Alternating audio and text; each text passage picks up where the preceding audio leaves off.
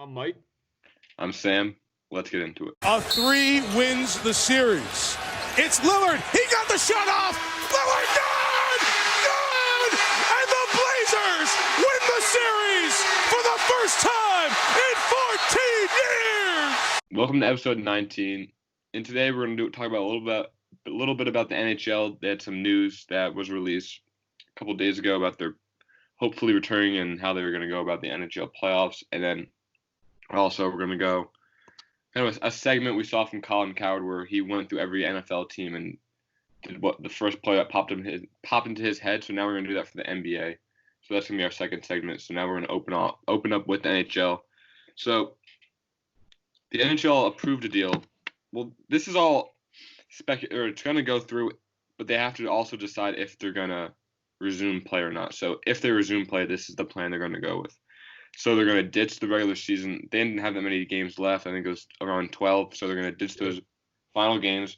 Then they're going to go into a 24-team playoff. So 12 from each conference, the best records. And then the top 4 from each conference are going to have a bye week. So before those bye weeks, all the other teams are going to play a 5-game series. And then whoever wins those move on to play the 4. And then they're going to go to the regular 7-game series. So I really like this method of playoffs they're going to do.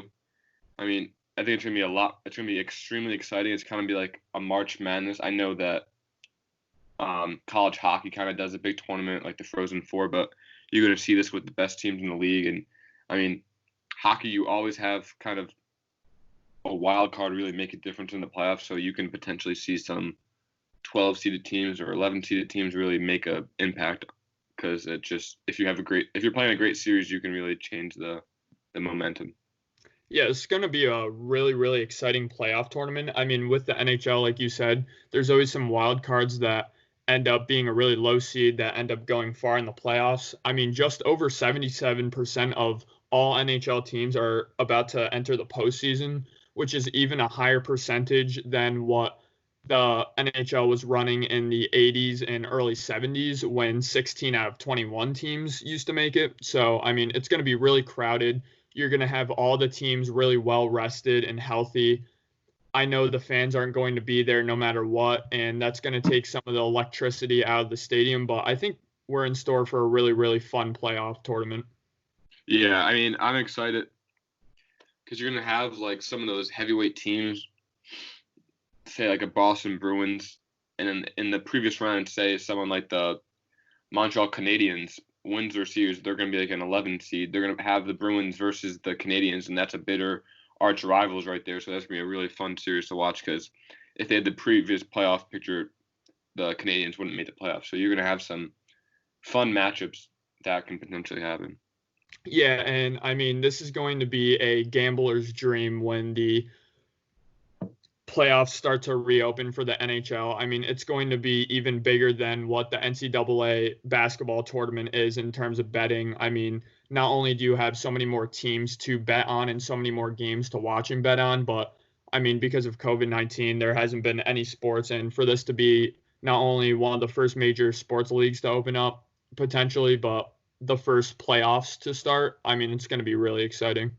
Yeah, and then what the NHL is going to potentially do is going to have 2 hub cities, so the Western Conference in one hub city and the Eastern Conference in another hub city. So right now they're considering 10 different locations. So one is Chicago, Columbus, Ohio, Dallas, Edmonton, Las Vegas, Los Angeles, the Twin Cities with Minneapolis and St. Paul, Minnesota, Pittsburgh, Toronto, and Vancouver. So obviously they're going to have all the Western Conference teams in one city, sharing hotels, as many hotels as possible. I think what would really be beneficial is they would pick a city with a lot of kind of small ice rinks.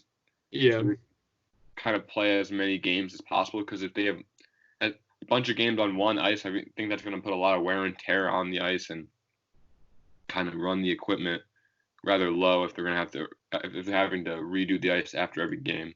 Yeah, and I mean, it's not going to be a good look if these teams are going to play in a stadium which is huge, which has just such a big max capacity. I think a problem that the XFL had is that in some of the cities, you had these huge stadiums like MetLife and you didn't have a lot of fans, but then the game looked so much better on TV when you're playing at a smaller venue because it just naturally looks like there's more fans, even though there really isn't. So because there's going to be no fans, I'm not only really excited to see what the NHL does in terms of trying to make a slight home advantage and a slight higher seeded advantage, but also I just really want to see the NHL try out these smaller rinks to try to minimize the effect of no fans.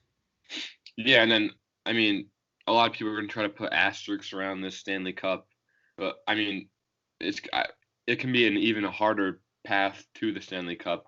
Yeah, like in some aspects of it. So it could be a negative and a positive. I'm really excited for this. Hopefully, we'll have some news for the NBA if they're going to do a similar playoff to this or what they're going to do. I know they're having Disney World as their location to play their games, but I'm excited to see what these two leagues do.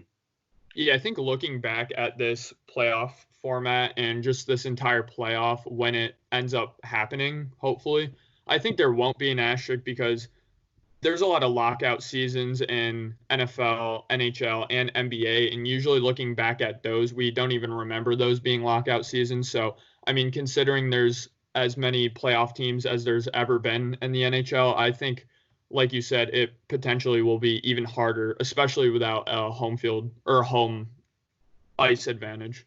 Yeah, they're not going to be able to ride on the momentum of the fans. It's just going to be whoever is truly the best because there's no energy from the stands helping your team. Yeah, it's going to be really different mentally for the players to not feed off that energy and kind of just feed off the energy of how you're doing and just your teammates, not the fans. Yeah, excited for the future. So you want to move on to our next topic?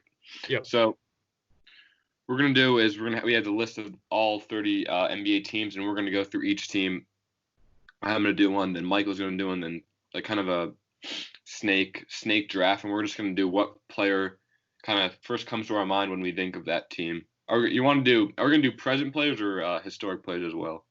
Yeah, all players. Just the first player that pops into your head when you think about this NBA franchise. I know a lot of them are going to be current players because certain franchises, such as the Warriors, have had really recent success, but some franchises have not had recent success, but have had success in their history. So just the first player that pops into your head. So I'll go first in terms of reading the team, and then you'll say your player, then I'll say my player after that. So the first team we're going to get into is the Atlanta Hawks. Who's the first player? The first player that comes to my mind is probably Dominique Wilkins. Kind of played in the 80s and 90s. Kind of cast in the shadow because there's so many stars in that era. But he was he was very athletic. He went head to head with Michael in some dunk competitions. I think that's what he's really famous for, his ability to finish around the net. So great athleticism with him and a really exciting player. Yeah, for sure. When I think about the Atlanta Hawks, I think about Dominique Wilkins. I mean, he's really one of the first athletes in history to successfully come back from an Achilles tear and just play at a higher level than he even was playing before that. We're really looking at Kevin Durant and trying to project, where is he going to be after this Achilles injury? Well, looking at the great Dominique Wilkins is a really good example of a superstar player who even did rely on his athleticism, being able to come back and just be a great player. Dominique Wilkins, one of the most exciting players in NBA history. So, am I going to go with the Celtics now, and you're going to say your Celtics guy, or are you going to? Yeah. Okay, so Boston Celtics, I think it's pretty obvious who's your guy. Yeah, when I think about the Boston Celtics, I mean, there's really two players that you could say that you think of first, but the first person I think of when I think of the Boston Celtics is Bill Russell. I mean, not only was Bill Russell just a great player for the Boston Celtics, I mean, he's the most important player in their franchise history. He's won so many championships with them. He had such a great streak. I mean, really was just the center of that team, one of the best defenders of all time. Not only that, but he was a great coach for the Celtics too. I mean, just so many championships under his belt, just matched up with Wilt Chamberlain. I mean, just such a great player with an era where that Boston Celtics team was just stacked and loaded with Hall of Fame talent. Bill Russell was the best. I mean, Bill Russell won MVPs when Wilt Chamberlain was putting up 40 points a game, 50 points a game, and when Oscar Robinson was having an average of a triple-double, Bill Russell was still winning those MVPs. Yeah, I mean, someone like Bill Russell, a lot of people. I mean, he's obviously one of the most famous basketball players of all time, winning 11 championships. But I think to have him in your top 5 for all-time basketball players is kind of, I think it's a little bit of a stretch. I mean, I think I can see him having him in the top 10, but having him in the top 5 is the elite of the elite. Yeah. So just someone he was, I believe 6'10". He was undersized for the center position, and just playing in an era with kind of shorter players, less talent. I just can't see him having him in the top 5. But also just an all-time Celtic. He was a player coach as well. Yeah. Just really sums up the Boston Celtics. Yeah, what's the player you think of in terms of Boston Celtics? Honestly, I was gonna say Larry Bird. I know he's not Yeah. doesn't have the most rings, but just when you think about him, it's just Boston. Honestly, just Boston toughness. Yeah, he's really just symbolic of the city of Boston, just the atmosphere in Boston, and just how Boston Celtics play. I mean, to this day, you have the Boston Celtics really trying to bring about a really tough just style of basketball, and Larry Bird really cemented that with the Boston Celtics. Yeah. So the next team we're going to get into is the Brooklyn Nets.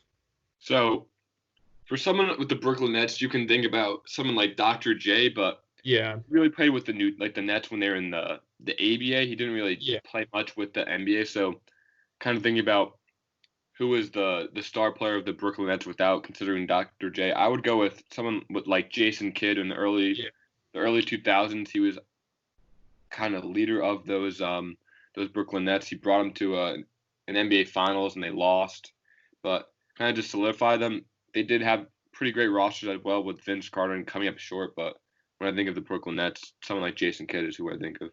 Yeah, Jason Kidd's the first person I think of when you think of the Brooklyn Nets too. I mean, those early 2000s teams, Jason Kidd was a great player for them and led them to very just high heights in terms of playoff seeding. And another player I'll just throw out there, not much success with the Brooklyn Nets, but really just a really consistent player. I know he's pretty high on their all-time scoring list, and that is Brook Lopez. I mean, he was a consistent 20-point scorer with them. I know they didn't have a lot of playoff success with Brook Lopez, and in that era, I know in the middle of the Brook Lopez Nets era, they made that big trade with the Celtics that really fleeced their entire future, but they had some pretty good playoff runs with an older Paul Pierce and those players such as that. So Brook Lopez is another player I would say that pops into my head when I think of the Nets. Yeah, I mean, even like the Nets the past couple of years have been really kind of adding to their legacy with players like Spencer Dinwiddie and Karis LeVert. They're kind of cementing their legacy. They're kind of just cast-offs from other teams, and they really were able to increase their playing time and increase their notability in the league, and also adding players like Kyrie and Kevin Durant. Who knows what they're going to do in the future, because Kyrie's only played 1 year and Durant was sidelined the whole year, so who knows what's going to happen in the future. Yeah, both of those players definitely have the potential to be the best players in that franchise's history because, like we said, there's not too many names that do pop up when you think of the Brooklyn Nets, but Jason Kidd and Brook Lopez are definitely great players. Yeah, so moving on to the next team. What player do you think of when you think of the Charlotte Hornets? When I think of the Charlotte Hornets, also at one point in their time. Yeah, so when I think of the Hornets, I think of Kemba Walker first and foremost. Not only do I think he's the best player in their franchise's history, now I know that Del Curry has more all-time points than him, I believe. If not, he has more three-pointers made in Hornets history, but Kemba Walker, I mean, he was a part of that infamously bad, just worst record of all time team. That was his rookie year. But Kemba Walker, it's really a shame that the Hornets weren't able to surround him with competent talent, but he still dragged some of those horrible Hornets teams to low-seeded playoffs. And Kemba Walker, season in and season out, no matter how good the Hornets are, he is an absolutely fantastic player. And in his last season with the Hornets, that was his best season. I know he had that huge 50-point game. So, I mean, he really repped the Hornets, and he was a great player for them. Yeah, I completely agree. Having Kemba Walker kind of the first player that comes to mind.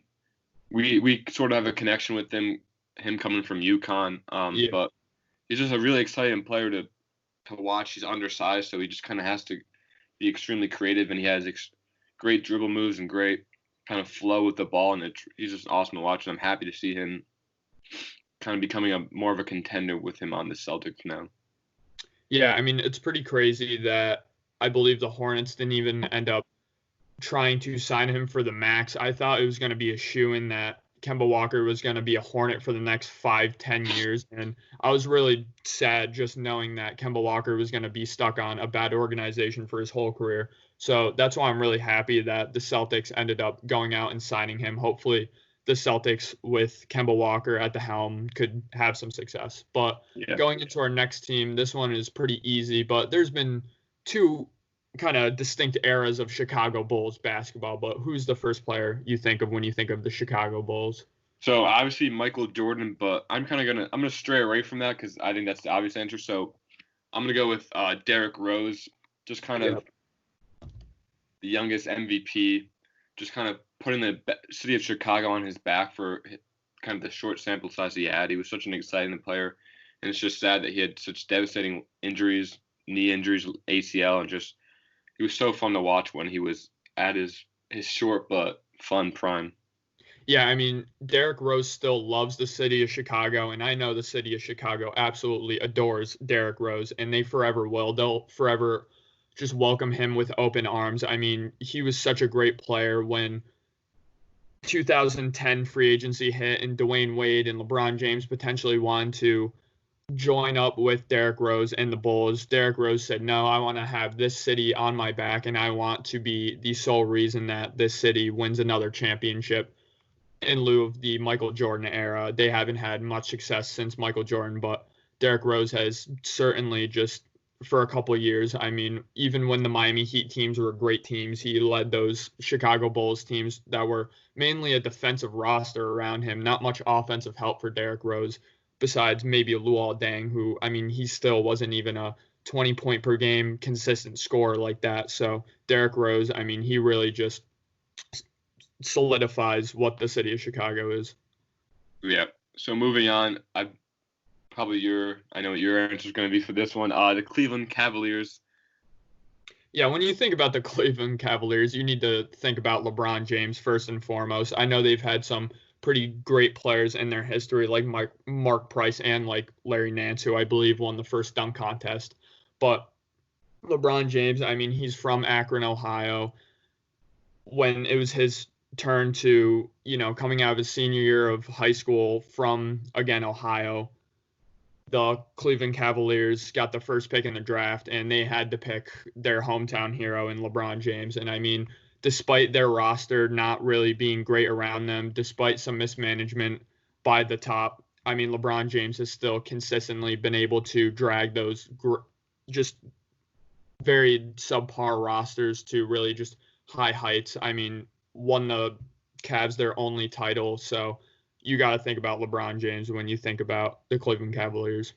Yeah, just outside of LeBron, the LeBron era in Cleveland, there's not much success. You can go to the late 80s with Larry Nance, like you said, and forgot the point, Mark Price, kind of that era of basketball. But LeBron is the face of the Cleveland Cavaliers, whether he's on the team or not. He's just the player that is constantly linked to that organization. Yeah, and I mean, fair and right. Yeah, he leads the organization in points, assists, rebounds, and all that. And I would be surprised if anybody surpassed him in franchise history. I mean, that's how great LeBron James was for the Cavaliers. And I think the best version of LeBron James was on the Cavaliers, in my opinion, in his second stint in Cleveland. I mean, he was just so great for those teams. So is it you gonna ask me, or am I asking you?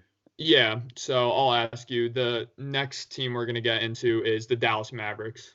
So again, I think this one's pretty obvious. You have Dirk Nowitzki, the German power forward. I think he's just so. And he just won MVPs, and he has one of the most magical playoff runs in his kind of just his vault of iconic moments. Obviously beating the super team Miami Heat in their first playoff series, final series. But he's just you wouldn't think he would be a successful NBA player looking at him. I mean, he is tall, but he just revolutionized the power forward position by being able to stretch the floor and taking 3-pointers, fadeaway shots, and just nothing really the league has ever seen before. Yeah, I mean, even before that 2011 magical playoff run where not only did they beat that Miami Heat super team, but they beat the defending championship Lakers and they beat a really great young Thunder team. I mean, even before then, he even led the Mavericks to a finals appearance against the Heat where they lost. A lot of people say that was one of the most rigged series ever. That's debatable. We can get into that in another podcast, but I mean, even when you think about the Mavericks, I would say the second person I think of isn't even a basketball player, and I would think of Mark Cuban as the second person that comes to mind when I think about the Mavericks because, I mean, he's been a very hands-on owner, but he's been a great owner. They've had so much success throughout the 2000s and 2010s, and, I mean, they're looking to be really successful in the 2020s with Kristaps Porzingis and Luka Doncic.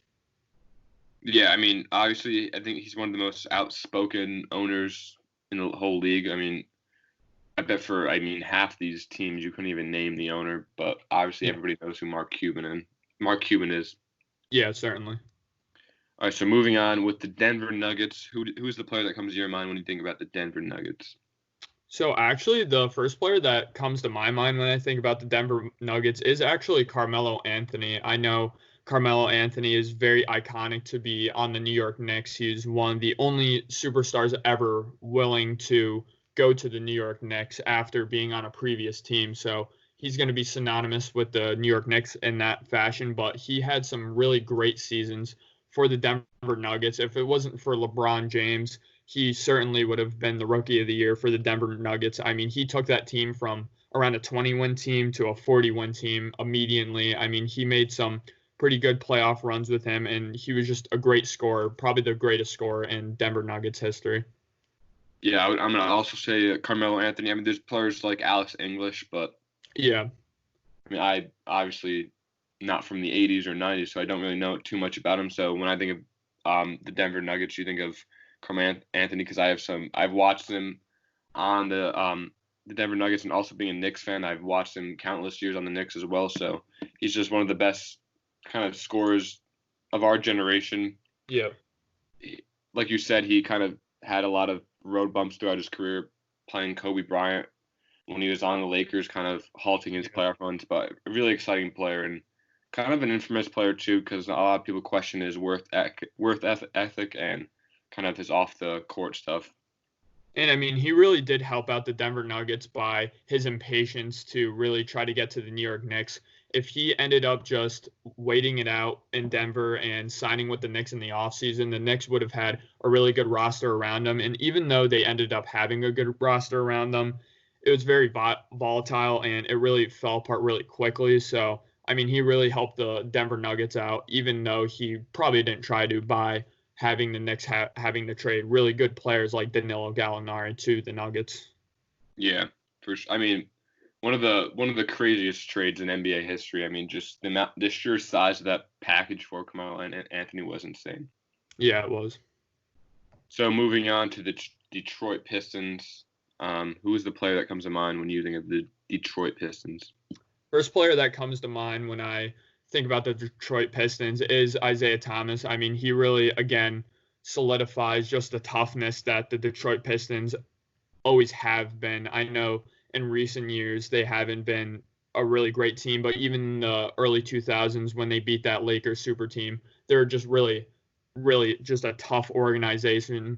Isaiah Thomas, one of the best point guards of all time, to be that dominant and to be at that height. I mean, I don't know if we're ever going to see such a dominant player at his height ever again. I mean, obviously there's Allen Iverson, people that came after him, but Isaiah Thomas is, again, one of the greatest point guards of all time. I mean, it's a shame that he got left out of that dream team era of basketball for the Olympic teams. I know an audio clip leaked recently of Michael Jordan saying, "I don't want Isaiah Thomas on the dream team." I know Michael Jordan denied that earlier, but it's pretty obvious that happened. I know he's been pretty outspoken and pretty disliked by a lot of people by some of the comments he's made, but a great basketball player nonetheless.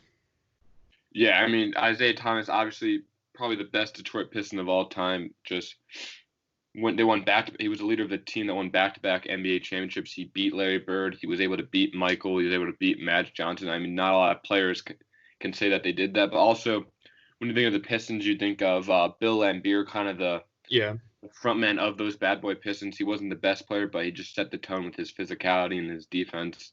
Just, I mean, kind of when you think of the Pistons, you can think of Isaiah or Bill Laimbeer, but you can also just think of the bad boys as just one cohesive unit because that's just the style they play. They're one team and not like one guy. Yeah, another player I really think about when I think about the Pistons is Ben Wallace as well. I mean, he's one of the best defensive players of all time. I mean, he was that Bill Laimbeer, just a tone setter. I mean, he wasn't going to go out and even score you 15, 10 points a game, but I mean, he was going to get rebounds. He's another player who, despite being undersized for his position, I mean, he was just so tough and just had such a work ethic to the point where, I mean, he was just unstoppable on the defensive end. Yeah.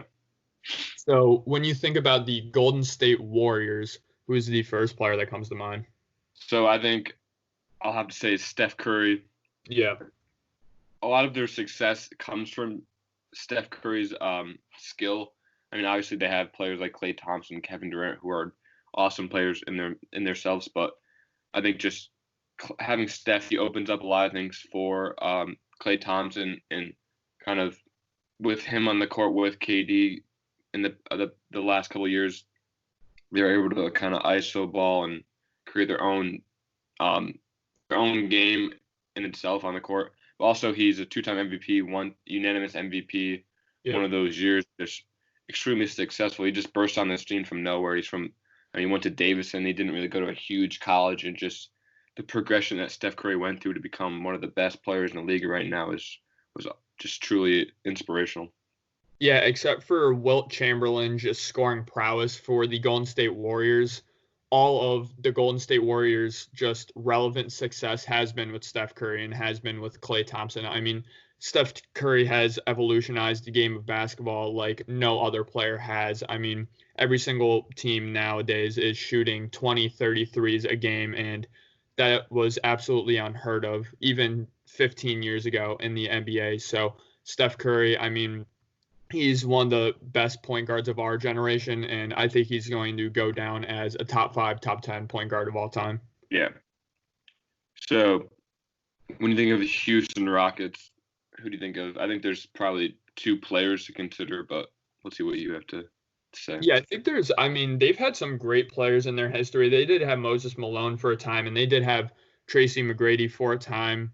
I mean, obviously, if you ask this question to anybody in China, they would say Yao Ming quite immediately. Yao Ming was just such a pioneer for basketball in terms of its popularity. I mean, China is such a huge market for the NBA, and that's really thanks to the Houston Rockets and Yao Ming. But really the first player that comes to my mind when I think about the Houston Rockets is Hakeem Olajuwon. They won those 2 championships with Hakeem. I mean, the lowest seeded team to ever win the finals. Hakeem was one of the most dominant centers of all time, one of the best centers of all time. I mean, he's a top 10 player of all time. So Hakeem Olajuwon, just a great Rocket. Yeah, I mean, with the absence of Michael, they kind of took advantage of that, being able to win 2 finals. I know he's famous for the dream shake, just making people miss under the basket with his pump fakes. But also modern day thinking, you can think of James Harden, who's one of the best just pure scorers in league history. I know kind of his performances in the playoffs are a little questionable, but he also he's revolutionizing basketball with kind of just the way he plays offense, just with the kind of the Euro step and the step back and just all the moves he brings to the table. Yeah, arguably the biggest move of the 2010s for the NBA was James Harden going to the Rockets. I mean, going from 6th man of the year, being a great compliment to 2 superstar players, to just being a superstar player and an MVP caliber player of their own. I mean, I'm really glad James Harden won an MVP. He really deserved it because he's finished in 2nd, 3rd, and even 4th so many times. Yeah, for sure. So when you think about the Indiana Pacers, who is the first player that comes to your mind? I think another one that this is pretty easy. I think you have to think of Reggie Miller. Yeah. Kind of similar to Isaiah Thomas. He's just not really liked by a lot of players around the league. He's hit some really extremely big shots, against the Chicago Bulls and Michael Jordan's last season. They played in the Eastern Conference Finals where they went to 7 games, and Reggie hit a bunch of big shots. And also, as a Knicks fan, he's hit some great shots against the Knicks as well. There's a 30 for 30 called Winning Time with Reggie Miller versus the New York Knicks, where they just exploit all the huge shots he made against them and all the arguments he got against players, and telling Spike Lee to kind of grabbing his junk, and just a lot of controversy around Reggie Miller, but a great player himself. Yeah, that exchange between Reggie Miller and Spike Lee is probably the greatest just fan courtside and player interaction we've ever seen. Reggie Miller, just such a clutch player. That infamous picture of him holding the choking sign over his neck. I mean, that's going to be infamous in not only Pacer history, but NBA history. Another player I do think about when I think about the Pacers, and this was actually the first player that came to my mind. I know Reggie Miller is the best player in Indiana Pacers history, but that is Paul George. A lot of people forget that Paul George and the Pacers really gave those Miami Heat teams fits. I mean, they took them to a Game 7 at least one time, took them to a Game 6 another time. I mean, playoff in and playoff out for a handful of years with those Miami Heat teams. Paul George really was a great player who not only defended LeBron James pretty well, but went toe-to-toe on the offensive side with him as well. Yeah, I mean, it came to a sad end with Paul George kind of just he was so great with the Pacers, and obviously he had that devastating leg injury, and you didn't know what kind of skill he was going to come back to, and then obviously he was traded to the Thunder, which was a short stint there. But Paul George is a great player, very exciting with his time in the Pacers, and also kind of a controversial one. You can think of Lance Stevenson, blowing in the face of LeBron. That was just kind of the embodiment of the Pacers back then, just being really kind of just symbolizing them being pests for the Miami. Yeah, absolutely. I mean, they're always one of the best teams in the East. I never really strongly felt like, even though they really had great players, even Roy Hibbert was really good for those Pacers teams, I never thought that they were quite good enough to make a finals run, but they're always very pesty for those Miami Heat teams, for sure. Yeah. So moving on to the Los Angeles Clippers, who is the first player that comes to mind when you think of these guys? Clippers are a really, really tough one. I mean, they've had some of the least success in terms of a franchise in NBA history. And the first player I think of when I think of the Clippers are the Lob City era, just Blake Griffin Clippers. And so Blake Griffin is the first player that comes to my mind, just because of not only just his high-flying dunks, his highlight reels. I mean, he really ended up having a very well-rounded game for those Clippers teams. They really should have made deeper playoff runs if it wasn't for Blake Griffin's injuries. I mean, I think those teams, even though you can argue Chris Paul was the best player on those teams and he was a great player, I think those teams really did start and stop with Blake Griffin, because you saw when he was injured, they were still a very good team, but they couldn't quite make it over the hump. And when he was healthy, I mean, they were one of the best teams in the league.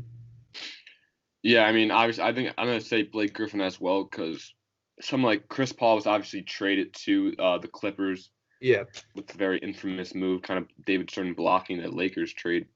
But Blake Griffin was drafted by the Clippers, kind of one of their best, one of the first great players that they drafted, because obviously in the past they're just kind of extremely mediocre and kind of in their early infancy, one of the worst teams in the league. But Blake Griffin just, that famous dunk contest, jumping over the car, that's just like the embodiment of the Lob City Clippers. Yeah, Bob McAdoo was also a great player for the Clippers early on in their infancy. But, I mean, Blake Griffin is just such a great player. One of my favorite reactions to a trade I've ever seen is Blake Griffin and DeAndre Jordan reacting to Chris Paul going to the Clippers. I mean, they were as giddy as a little kid. They were just so excited to really know that they were getting one of the best point guards, one of the best lob throwers, and one of the best pick and roll men in the NBA. And those teams were just so underachieving, but just so great at the same time. Yeah. So wait. Who? Oh, no. You're going. I'm asking you, right? I'm asking you. Yeah. So moving on to the Los Angeles Lakers, one of the probably the most famous organization of all of basketball. There's a lot of players to pick from. Who are you gonna go with for this one? This one's so hard, but just because of my recency bias that I do have, I'm going to say Kobe Bryant is the first person that I think of when I think of Laker basketball. I mean, not only because of his 5 championships with the Lakers, which is just so many. I mean, that's as much as Magic Johnson had. That's more than Shaquille O'Neal had. That's more than Elgin Baylor had, and even more than the logo Jerry West had. But Kobe Bryant, I mean, just such a great player. He's one of those players in Lakers history, which is kind of rare, where he led teams that really weren't that good with just not that good of rosters, with not that good of coaches, still to low-seeded playoff teams. And I mean, his just scoring prowess is none other like I think will ever see in NBA history. I mean, just his killer mentality. Kobe Bryant was just such a great player.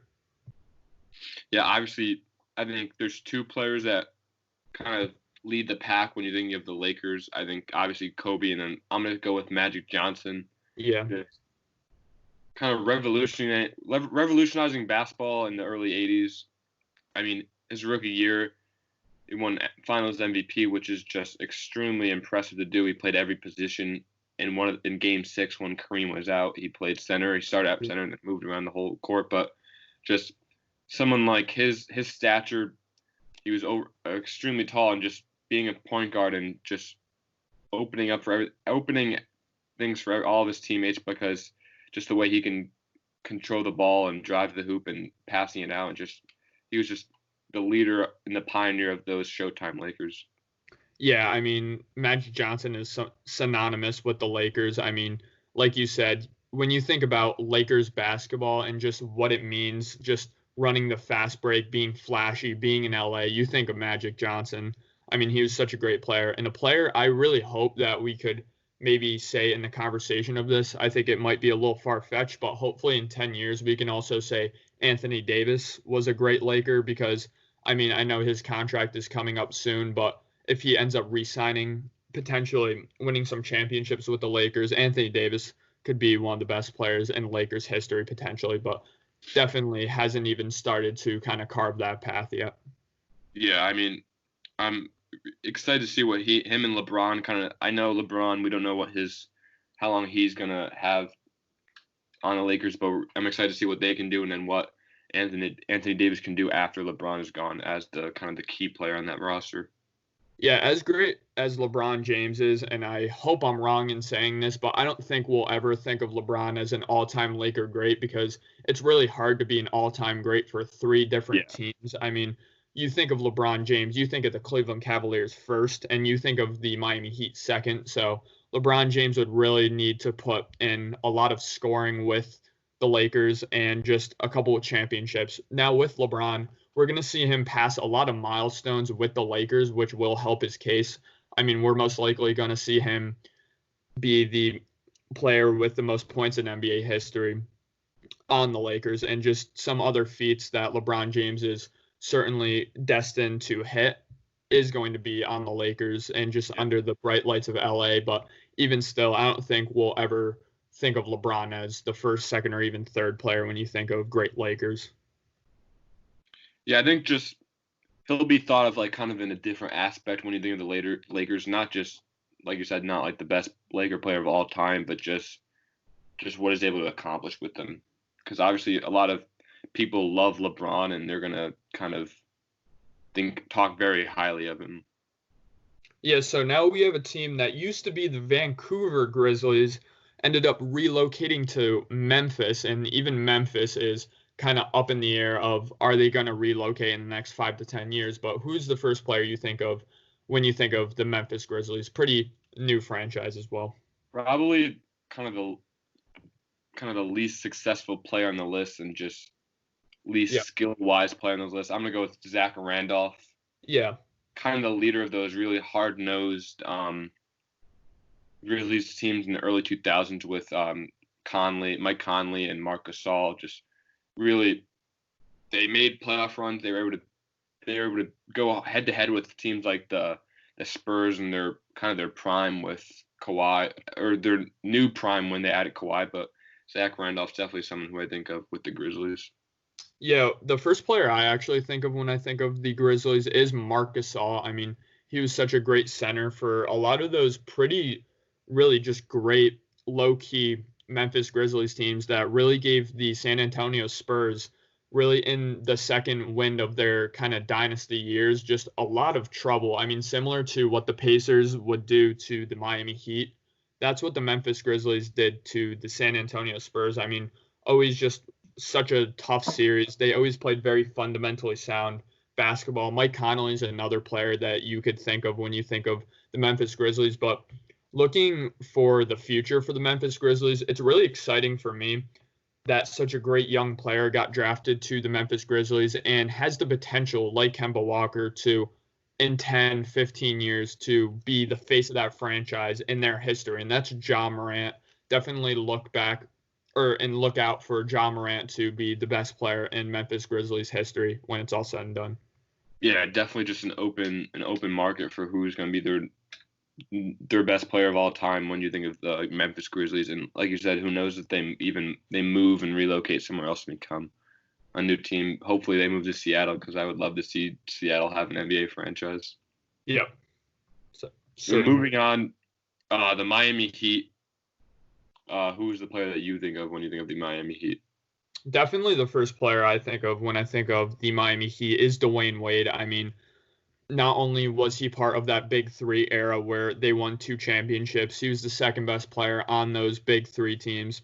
I mean, so great. I mean, such a great sidekick, one of the best sidekicks of all time. We have Dwayne Wade in the sidekick conversation with Scottie Pippen, Joe Dumars, just some of those great players, even James Worthy. But Dwayne Wade, for him, I mean, in the third year of his NBA career, to take the Miami Heat to an NBA championship and win it, I mean, just put the team on his back, even when Shaquille O'Neal wasn't even scoring a lot of points in that season, and especially in the finals. I mean, Dwayne Wade was attacking the basket every single time out for the Miami Heat. I mean, he really, again, he put that team on his back and won them a championship pretty single-handedly. I think one of the best rings of all time goes to Dwayne Wade. Yeah, just one of the most exciting players in modern day NBA history. Just so athletic. He's kind of a short stature guy, but he was just able to attack the basket, and his dunking ability was, he can jump through the outdoor court. But also just playing the shooting guard position. There's so many great players that play the shooting guard position. Obviously, you have Michael Jordan and Kobe Bryant, but just being able to put your name up with those guys as one of the best shooting guards of all time is something really noteworthy. Yeah, for sure. And I mean, Dwayne Wade just such a great player, but it's really sad that his prime, I think, was much shorter than we all realize. Again, like you said, just his jumping ability, they called him Flash for a reason. I mean, he was just very athletic. It's really a shame that his knees and just his entire body really started to deteriorate by the time that LeBron James came. I think even a player like Carmelo Anthony out of the same draft class had a bit of a longer prime than Dwayne Wade had. Yeah, certainly. So moving on. The next team we're going to go into is the Milwaukee Bucks. So who's the first player you think of? I kept losing track, honestly. I was getting too excited. It's all right. Probably the first player I think of is Kareem Abdul-Jabbar, or he was Lou Alcindor at the beginning of his Bucks career, but just the all-time leading point scorer in all NBA history. Just he had the skyhook, was just an untouchable shot that no one can block. It just the way he shot it always went in. He was so tall. He went head to head with Wilt later in his career, and he was able to win in the NBA Finals with the Bucks in 1971, I believe the year was. But he was the leader of that team. He had Oscar Robertson obviously on his team as well. But that's what I think of when I think of the Milwaukee Bucks. Yeah, I mean, Kareem Abdul-Jabbar, one of the most decorated basketball players of all time. I think he's the best rookie in NBA history, the best player to enter the league right away. Obviously, he spent 4 years at UCLA. He's one of the most decorated college players of all time. But, I mean, just to step into the NBA already as one of the greatest players on the entire planet. I don't think we're ever going to see that again, especially because of not only the pool of talent that's in the NBA right now, but because of the one and done rule. Players come into the NBA 19, 20, 21 years old, a bit underdeveloped. Usually we don't see the players' best seasons in the first couple of seasons. Usually they have a learning curve, but Kareem Abdul-Jabbar, again, he entered the NBA right away, just being such a great player. Yeah, obviously. So moving on with the Minnesota Timberwolves, who was the player that you think of when you think of the Minnesota Timberwolves? Yeah, the Timberwolves, I mean, they're not the most successful franchise either. I think two players come to my mind right away, both kind of power forwards slash centers, and Kevin Garnett is going to be the player that really does come to my mind first. It's a shame that, again, really the Kevin Garnett led Timberwolves really didn't get to the heights that Kevin Garnett and certainly the rest of the NBA world really saw them reaching, because Kevin Garnett is just such a great player. He's a Hall of Fame player. He really did cement his legacy with the Boston Celtics later on in his career. And it's a shame that I know the Minnesota Timberwolves during his tenure really got sanctioned with some harsh penalties because of some things that they did. I believe their head coach did some things that caused them to lose some draft picks and some positioning in the playoffs, but still, Kevin Garnett is probably the greatest player in Timberwolf history. Yeah, I'm gonna go with Kevin Garnett as well. One of the best defensive players in the league when he played, or one of the best defensive players of all time. But just his career was kind of not.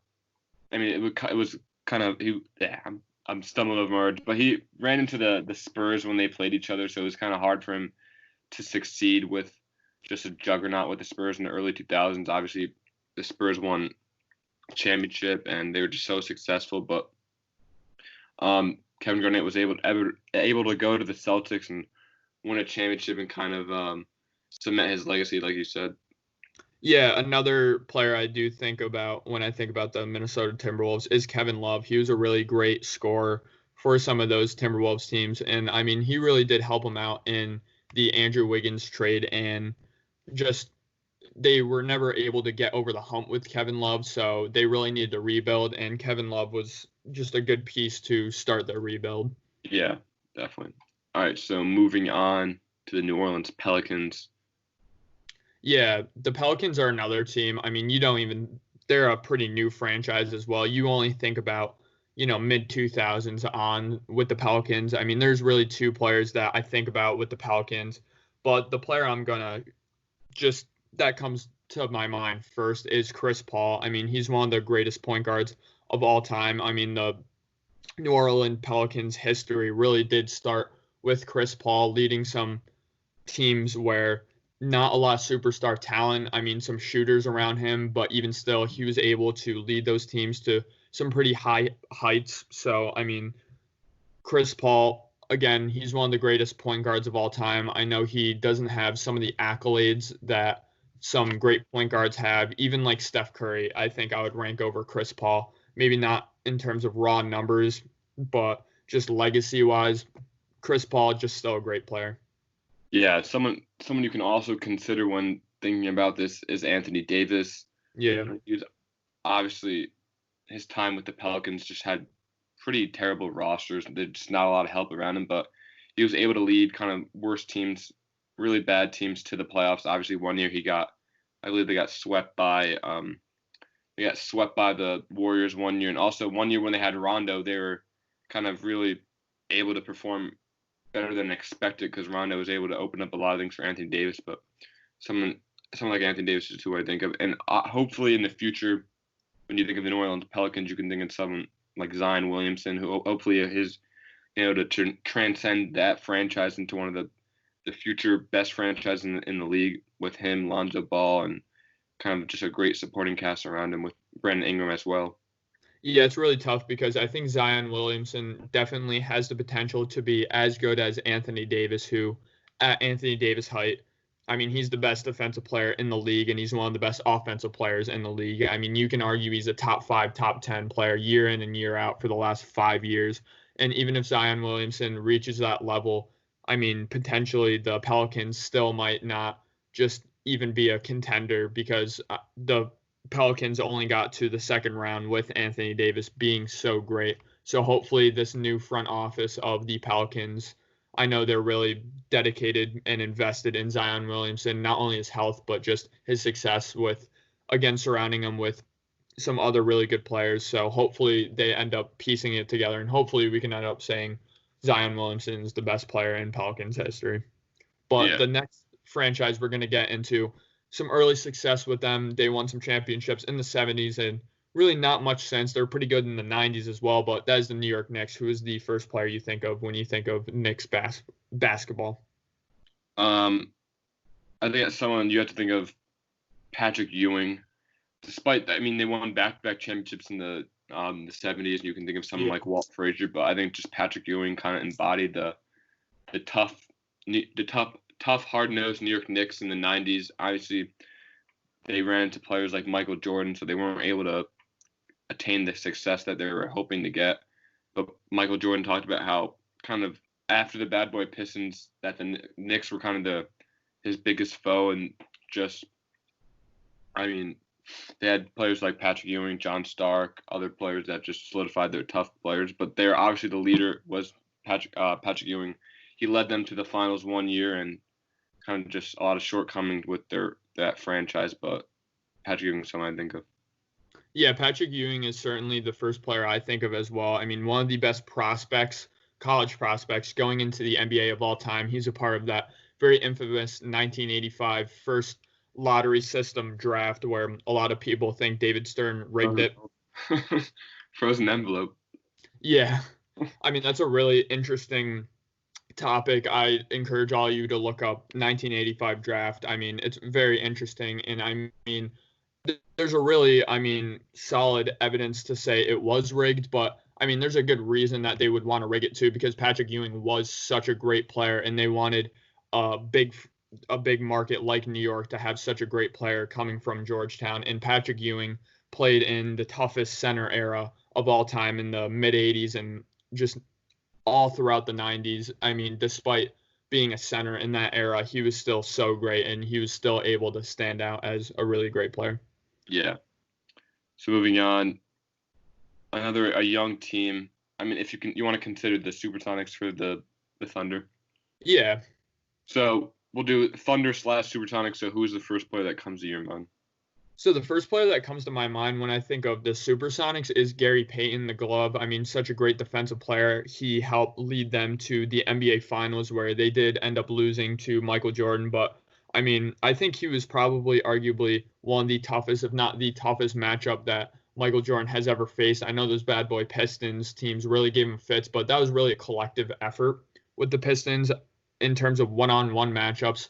I know Michael Jordan claims, he gave me no trouble, but if you look at his shooting percentages, when Gary Payton guards Michael Jordan, he certainly gave him some trouble. So Gary Payton's the first player I think of in Supersonics history, but the first player I do think of in Oklahoma City Thunder history is Russell Westbrook. I mean, being so loyal that Russell Westbrook was, I'm sure he would still like to be on the Thunder to this day. I mean, he really took that city and that team on his back after Kevin Durant kind of backstabbed the organization and left without really a clear indication or warning. I mean, he was able to piece together one of the greatest seasons in the modern era of NBA history in averaging a triple-double. I mean, and just taking a really subpar team that really shouldn't even have been in the playoff conversation to the playoffs. So first player I think of there is definitely Russell Westbrook.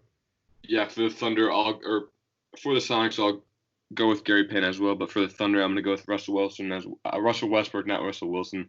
Russell Westbrook as well.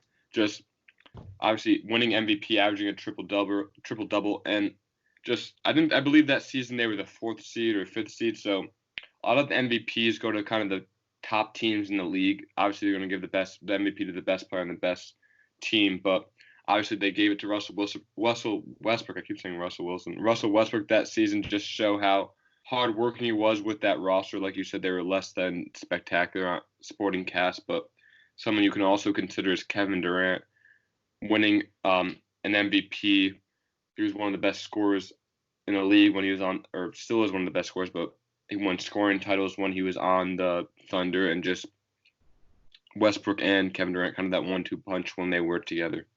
Yeah, Russell Westbrook is the Thunder's first selection. So, I mean, that's also adds to it. He's very significant in that fashion. I know Russell Westbrook, if you look up him getting drafted, you'll find a picture with him with Supersonics gear on, but he never played in the Supersonics jersey. That was all Kevin Durant. I mean, Kevin Durant, again, he's another player you can think of. He was so great for not only the Supersonics, but the Thunder. He was the Thunder's first superstar player. So, Kevin Durant is certainly, I mean, even though I'm sure a lot of Oklahoma City Thunder fans wouldn't want to admit it right now, I think in hindsight you can say that he was certainly one of the best players in Thunder history.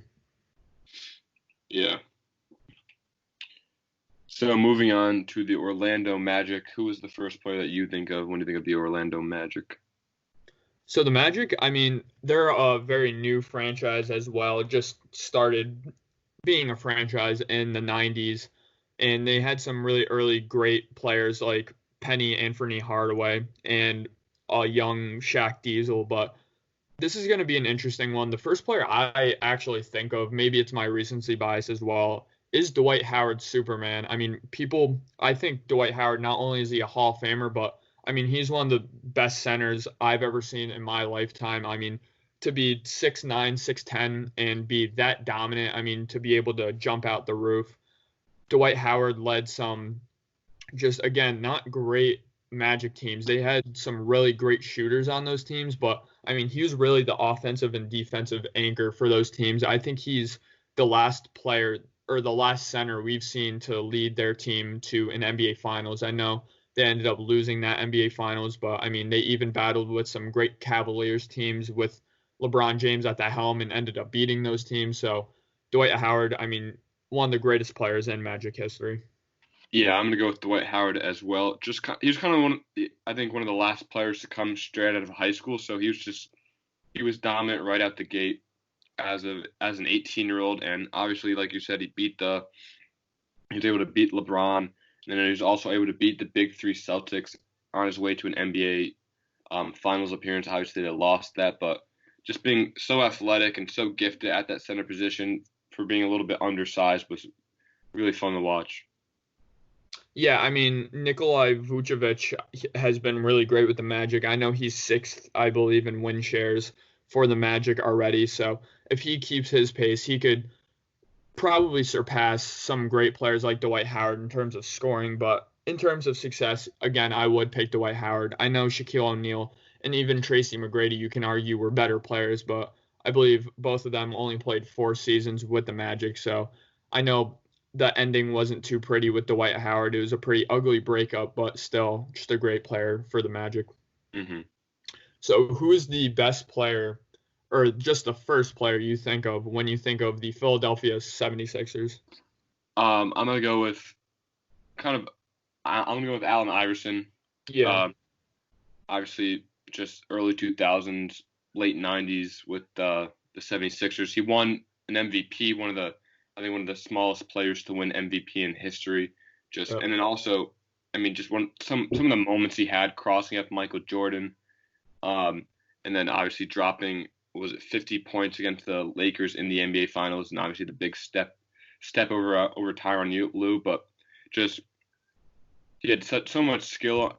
He was a short player, so it just all heart and skill, and just him being able to be that dominant was really fun to watch. I mean, I haven't really watched that much of him on the 76ers live because of our age, but just watching kind of highlight reels on YouTube is really fun.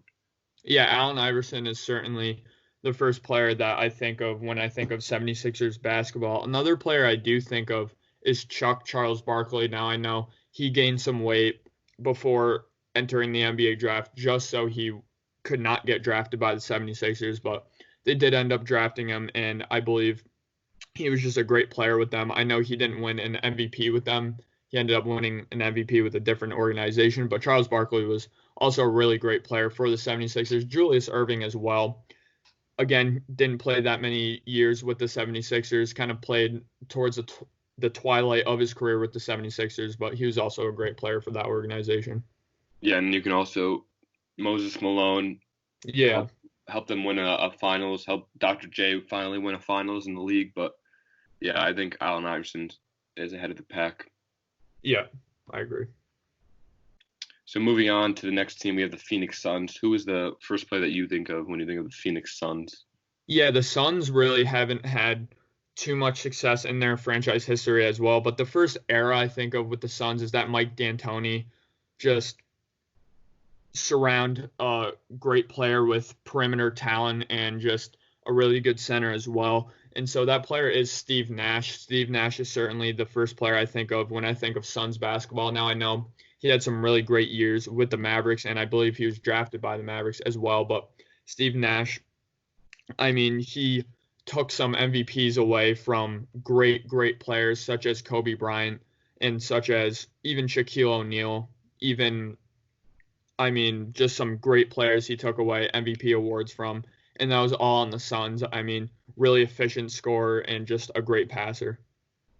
Yeah, I mean, Steve Nash, the leader of that was 7-second or less offense with the Phoenix Suns, but also someone that you can consider when you think of the Phoenix Suns is Charles Barkley, someone you mentioned earlier for the 76ers. Charles Barkley, he led the Suns to the NBA Finals. Obviously, they lost to Michael Jordan. That's a trend with a lot of people for a lot of franchises leading their team and losing to Michael Jordan in the finals. But Charles Barkley won MVPs with the Suns. Just really, really successful. I mean, he was on the dream team. Someone like Steve Nash or Charles Barkley is the two players that you can consider the face of the historic Suns franchise or over history, you know. Yeah, the Suns, I mean, they've been very bad in recent years. I mean, the last 5, 10 years, they've been very irrelevant, one of the worst organizations in the league. And they've had a great shooting guard in Devin Booker, a great scorer. So hopefully they're able, with DeAndre Ayton, they're able to really pick it up and surround Devin Booker with some great talent, because I think Devin Booker could go down as the leading scorer in Phoenix Suns history. Yeah, I mean, Devin Booker, personally, I think he's a little overrated. I think he's a great scorer, but I just think he's not a player that you can really lead a franchise to the NBA Finals. Yeah, he certainly hasn't proven that he's been even capable of leading them to a playoff. So, I mean, he's pretty bad on the defensive side as well, which really doesn't help his case. But Devin Booker, again, he's going to put up some great career numbers with the Phoenix Suns. So hopefully that's able to translate into some success in terms of wins. Yeah. So moving on to the next team, we have the Portland Trailblazers. Who is the first person that you think of? First person that I think of when I think of the Trailblazers, they've had some great players in their history. They won a championship in the 70s with Bill Walton. I mean, in his prime, he was probably the best player in Blazers history. But the first player I think of when I think of the Blazers is Damian Lillard. Not only his loyalty to the franchise, not wanting to join any other superstar, just staying with that franchise. I mean, even from his young NBA career, hitting some clutch shots against the Houston Rockets. I mean, that very infamous buzzer beater, and obviously that infamous buzzer beater against the Thunder where he just waved goodbye and eliminated them. I mean, he took the Trailblazers throughout history, ever since the 70s, they've been just a really, really bad franchise. I mean, they had some really good years with Clyde Drexler, but besides that, I mean, in the 2000s, they were known as the Jailblazers because of some incidents they've had. And really, Damian Lillard and players like LaMarcus Aldridge really just set the tone to shake that narrative. I mean, he took them to the Western Conference Finals last year. I think a lot of people forget that. So Damian Lillard, certainly the first player I think of. Yeah, like you said, you can think of someone like Bill Walton, who won an NBA championship beating Dr. J in one of his first years, but a foot injury kind of just derailed his time with the Blazers. And then you can think of someone like Clyde, who, like I said earlier, brought them to the finals, and obviously they lost to Michael Jordan. But I think Damian Lillard kind of is the face of the new Trailblazers, the leader of that team. Kind of just, like you said, those famous buzzer beaters and beating the Rockets with that kind of catch and shoot. That was one of the first playoff series they won in quite some time, I believe. And then obviously his rivalry with Russell Westbrook, going head to head with them and winning those matchups is really it's just one of the best. I think it's one of the best like player versus player rivalries in the league, and he's winning that right now. Yeah, certainly. So when you think of the Sacramento Kings, who haven't had much success in their franchise history, but have had some great players throughout their really long just franchise history, who do you think of with the Sacramento Kings? I'm gonna go with Chris Webber. He was the leader of that 2002 season where they went to the Western Conference Finals and probably should have went to the NBA Finals, but we don't that apparently that series was rigged against the Lakers, but Chris Webber kind of had a really great supporting cast with him with Mike Bibby and I think it was Vlade Divac. They just had a great team around them, and I think Chris Webber was the leader of that team. Yeah, Chris Webber is certainly the best player on that team. Peja Stojakovic was also a really just scored a lot of points and was just a really solid player for them too. But actually, the first player I think of when I think of the Sacramento Kings, now I know they were known as the Royals for the majority of his playing career, but it is Oscar Robinson. I mean, I know he won a championship with the Bucks, but his best years when he was averaging the triple-double, it was with the Sacramento Kings. I mean, Oscar Robinson is certainly one of the best point guards of all time in an era with, again, not as much talent as there is now. I mean, Oscar Robinson, he could score, he could pass. I mean, he was just an absolutely great player. And when you think of greatest point guards of all time, I think Oscar Robinson is one of the players that you need to think of. Yeah. So moving on to the San Antonio Spurs, I think this one might be pretty obvious. Who is the first player that you think of when you think of the San Antonio Spurs? Yeah, certainly the first player I think of when I think of the Spurs is Tim Duncan. He's arguably the greatest power forward of all time.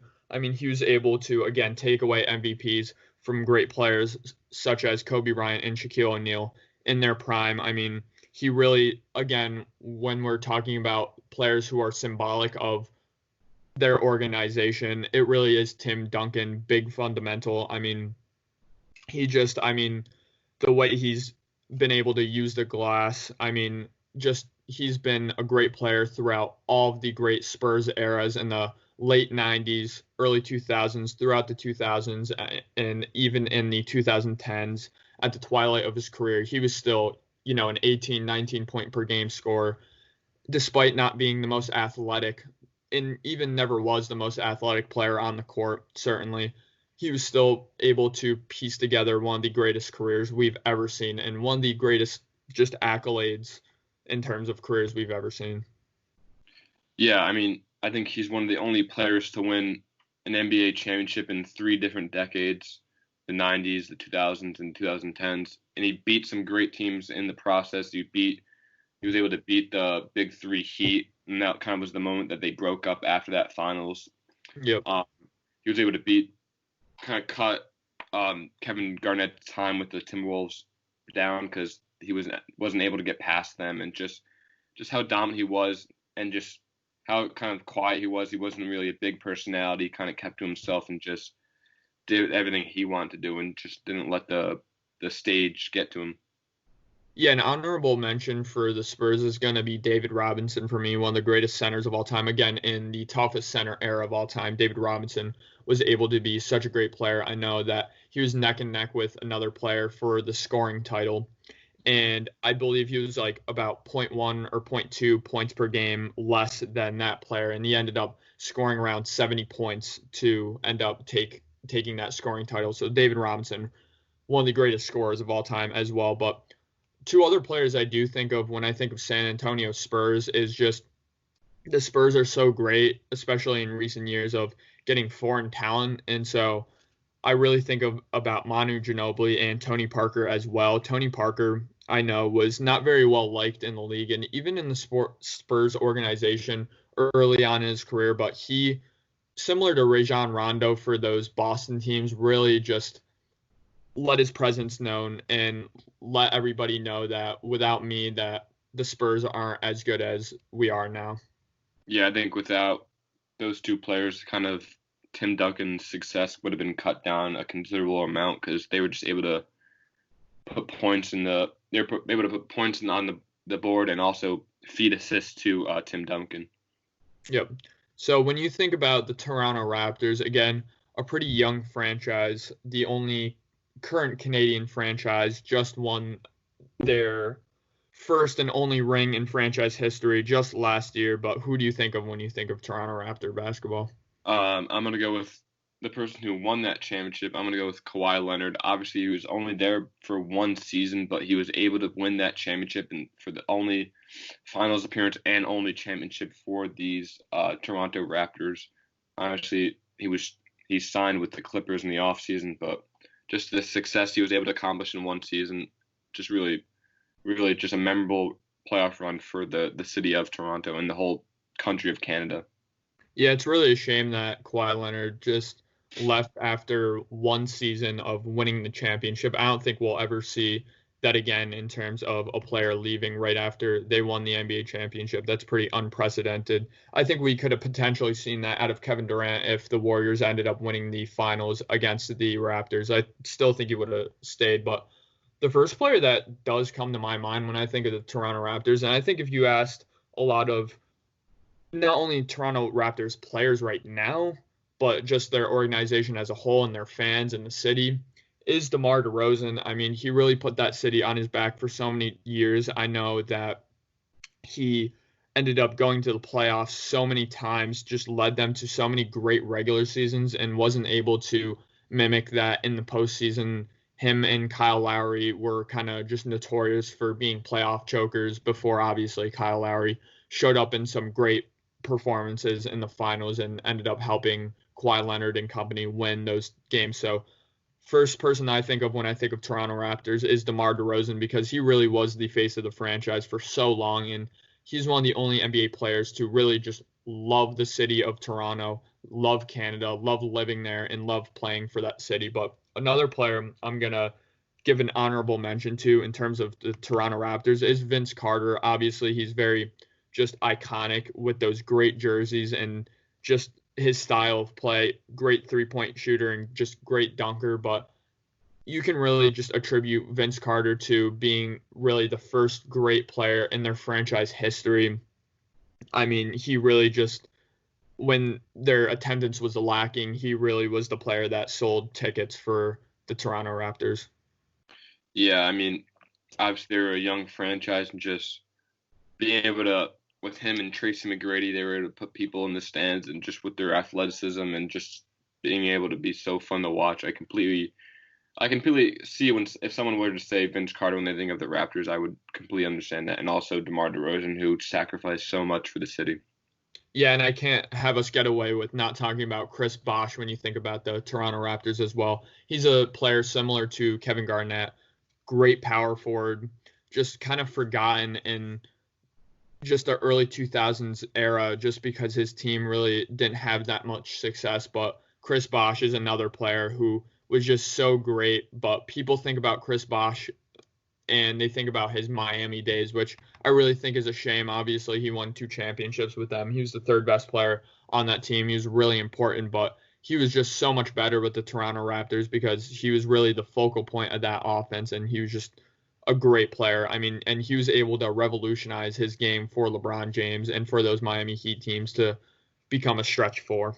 Yeah, for sure. I mean, obviously he was part of that really great draft class, and just a lot of people forget about him when they think of the Toronto Raptors.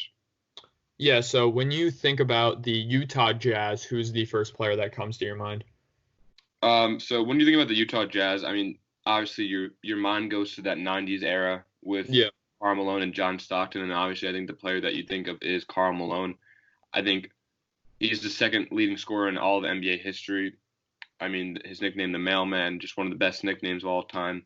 But just he was just able to, being in the power forward position and being such a physical player and just kind of revolutionizing weightlifting in the NBA because not a lot of players really worked out seriously before that. Just his physical capability and him just being able to score the ball at will is just really fun to watch. I mean, obviously off the court, he's not known for being the best guy, but obviously Karl Malone is who you think of when you think of the Utah Jazz.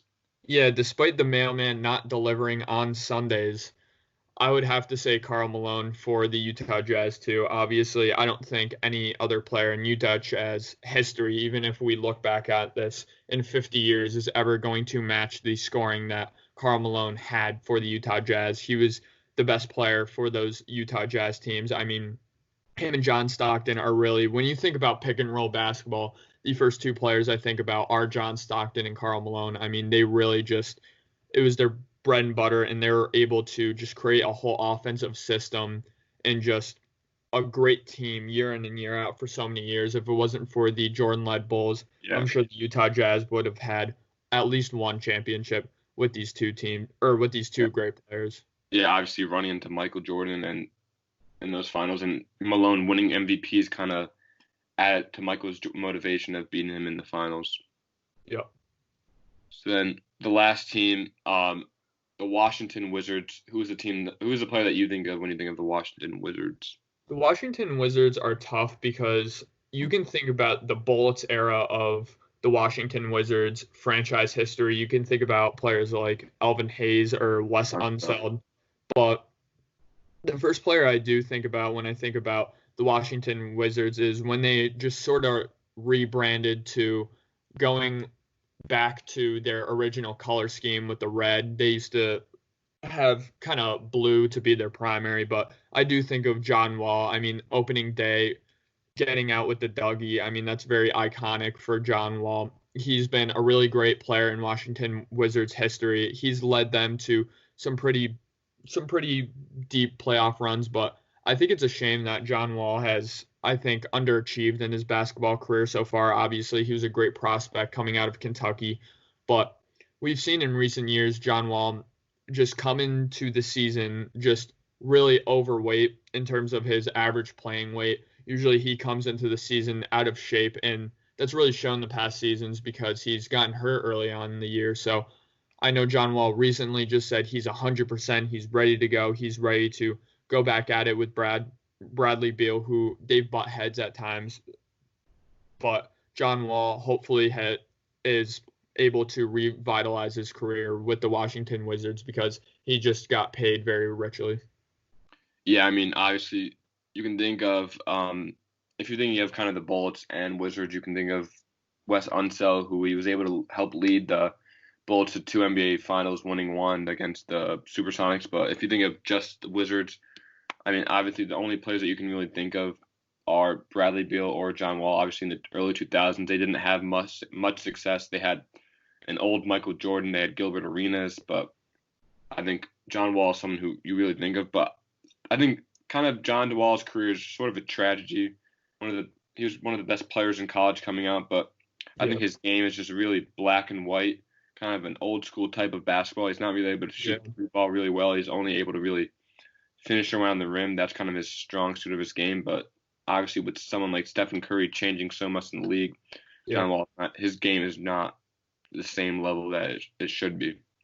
Yeah, definitely right. I mean, good point you just brought out there. John Wall hasn't been able to adapt to the new era of basketball. I think John Wall, I mean, he's so fast, one of the fastest players I think we've ever even seen in NBA history. I think his game really well suits some of the just higher paced basketball of the 80s where you really push the fast break and try to get to the rim. I think John Wall, again, would have been better fit in that era than he is in this era. But I am really excited to see what John Wall has in store for the future because, again, I mean, he got one of the biggest contracts in NBA history with that Washington Wizards team that really tied them down.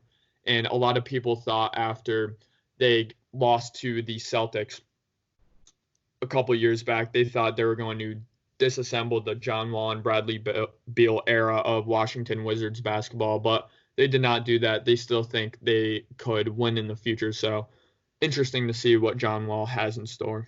Yeah. Well, thank you everybody for watching. Let us know what players you think of when you think of these franchises, but we hope you enjoyed.